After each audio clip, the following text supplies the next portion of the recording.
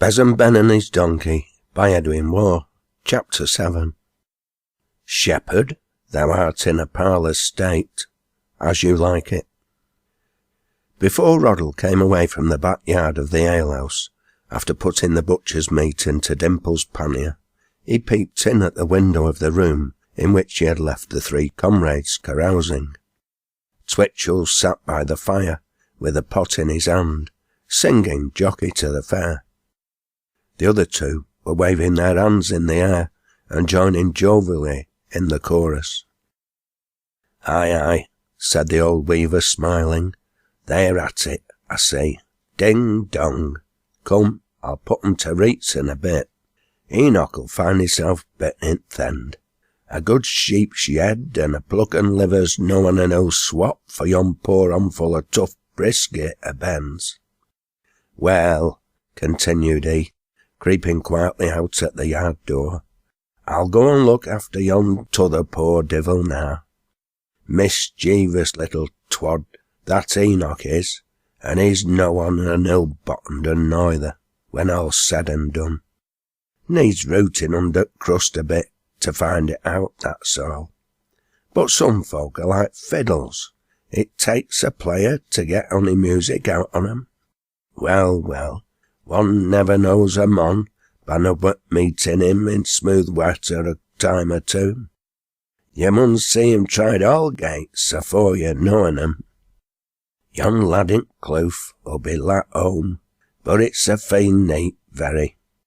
And he stopped and looked round. "It is a grand night. I never seed a finer time in my life." And then he rolled his apron round his waist and went his way towards the clough. Peace breathed on hill and dale. The wildflowers had shut their eyes many an hour ago, and the stream in the clough, as it crooned its ancient lullaby to the somnolent woods, seemed like a drowsy nurse half inclined to fall asleep to its own singing. And now and then the dusky woodland heaved with a quiet stir, and with a sound as soft as a sleeping woman's sigh. Then all was still again, till the love-sick night wind, wandering in search of rest, stirred the wild flowers that guard the portal of the low-roosted lark's tiny mansion, and that winged soul of song trilled out a little lyrical prelude as he dreamt of the sunlit heavens, and then went to sleep again with half-shut eye. The rising moon was yet low in the sky, but a faint tinge of her coming radiance was robing the hill-tops in silvery gauze, and night's candles still twinkled in the blue loft, not yet subdued by her too distant splendour. Roddle took his way down the brow to the low end of the village, where he turned off to the left hand, passing through a narrow stile, and then on along a wandering bypath that led by a short-cut down to the mill in the clough. The old man had been wild and adventurous in his youth, a great roamer of the lonely country. He knew each lane and every alley, green dingle or bosky dell, and all the mazes of the tangled woods around the old man knew right well. The footpath led first along the edge side of a great meadow, in which the grass was more than half cut down.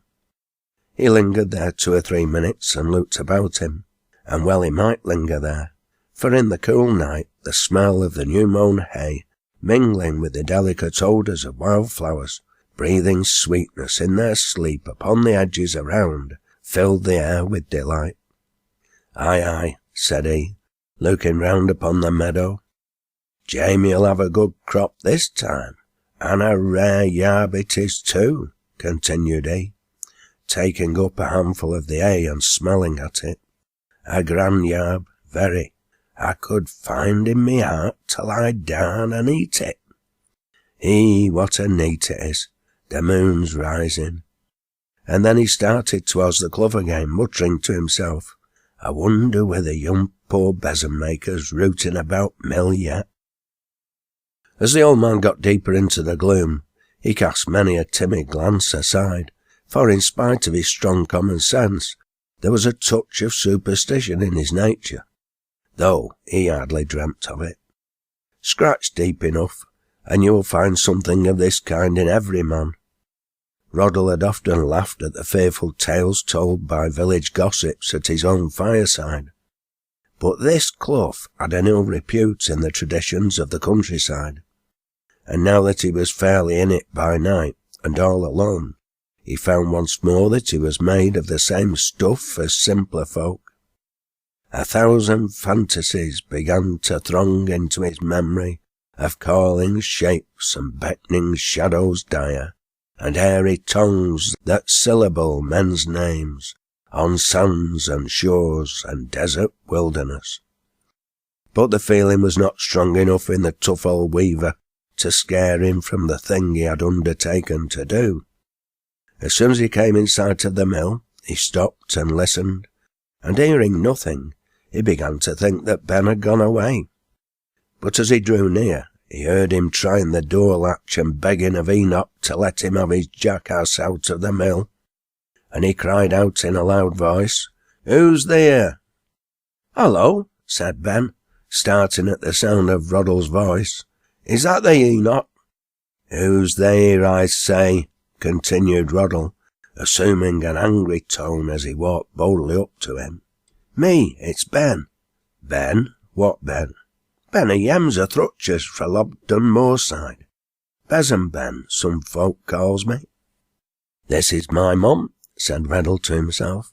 "And what art hanging about here for at this time at night?"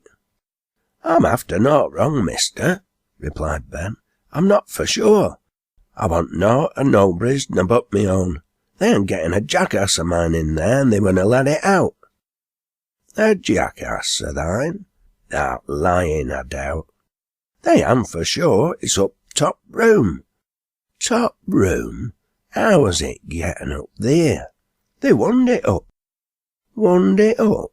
Thou tells a lame tale, lad. I mun see fur into this. They'll ha' to go wi' me. It's a new loot wi' it, this has. There's been a deal o' stuff stolen from about here lately. There's a bit of a favor o' one that's been hanging about. They will ha' to go wi' me." Master," replied Ben. "I hanna told you a word of a lie. I han't for sure. If it were daylight, you'd see I'm none o' the mon 'at you're after. I should ha' been a home long sin, if I could ha' getten me jackass." "Oh, I'm up to that mack o' talk," answered Roddle. "I've seen such like as they afore. They'll ha' to go wi' me, my lad." "Stop a minute," replied Ben, in an earnest tone. "That's these chaps in mill. They know of me." And he shouted through the broken window pane, "Hey, Enoch, I'm bound to be ta'en up." But there was no reply. "Come, lads," continued he, "will no one on you speak for me afore I'm walked off?" "There's nobody there 'at wants aught with thee, thou sees," said Roddle, laying hold of Ben's collar. "Now, art for going quietly, or how?"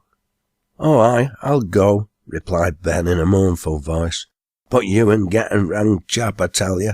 And away they went towards the village, Roddle still holding Ben by the collar, for he began to be afraid that the poor fellow would take to his heels if he had a chance. "And where dost ta live, Sester?" said Roddle, as he led Ben along the bypath through the hay meadows. "I live a bit above Whitworth," replied Ben, "up Lodden Gate on, at a place they call the Ricklins. It's an outside spot where there is nobby. I've a wife and 5 childer, all little uns. We had twins once, and there'll be more afore aught's long, too." "Oh," said Roddle, "and what art a called, Sester?" "Me feyther's name were Yem o' Thrutchers," answered Ben. "He come from Birtlegate on. I'm called Besom Ben by some folk, and there's other some 'at calls me Lumpyhead for a by-name. Our folk kissing me Twitter when I were a lad, because I were always agate a singing. Where you bound to tap me to?" "I'll see in a bit," replied Roddle. "Lumpyhead, Lumpyhead. I like as if I've heerd that name afore. There's a good deal of thy breed about this country, my lad." "Aye, there is," answered Ben. "I dare say you know some of me wife's relations. I wed one o' our Crapple's lasses for a place they call the Pothouse.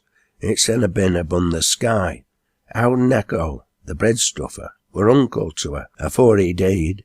I'll bet he's 2 year younger than me, and we an hard work to make a bit of a putting on of Annie's shop, and we've her to go, Meister.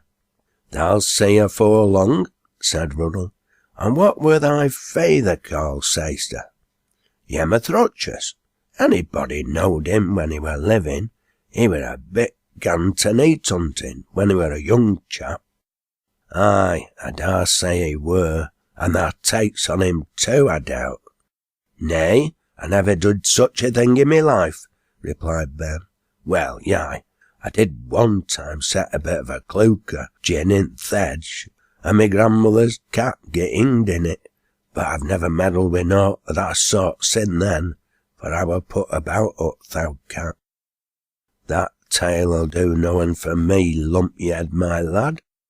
I mun han thee looked up a bit. You may look as you'n a mind for aught I care, said Ben.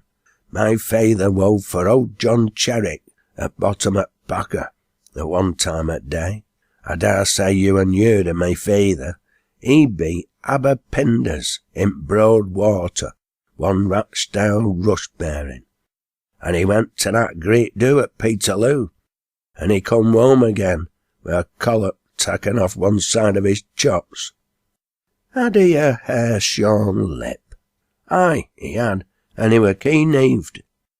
Oh, I knowed him. Well, come on, said Roddle, leading Ben up the high road towards the alehouse. Are you bound to take me to Rochdale? Said Ben. We'n see in a bit, replied Roddle. We mun call at Toll's Yed first. I'll lip and a leetin on summat same gang there.